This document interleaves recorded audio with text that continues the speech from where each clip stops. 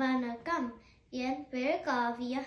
நான் இன்னைக்கு தமிழ் மொழியோட சிறப்பை பற்றி பேச போகிறேன்.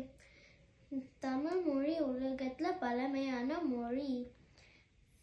அந்த காலத்தில் நிறைய தமிழ் புலவர்கள் இருந்தாங்க. அவங்க நிறைய தமிழ் புத்தகத்தை எழுதினாங்க.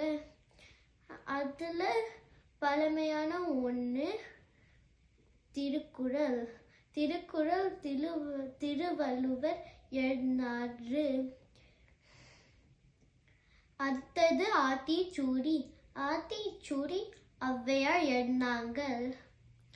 தமிழ்ல உயிரெழுத்துக்கள், மெய்யெழுத்துக்கள், உயிர்மெய் எழுத்துக்கள் இருக்கு.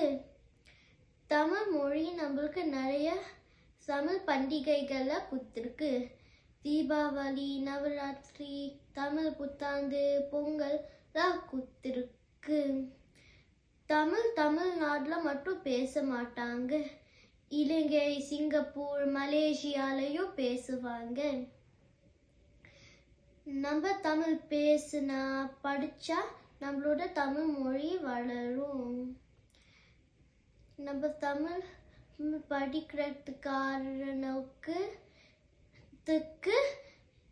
அப்துல் கலாம் தமிழ் பள்ளிக்கு நன்றி. வணக்கம்.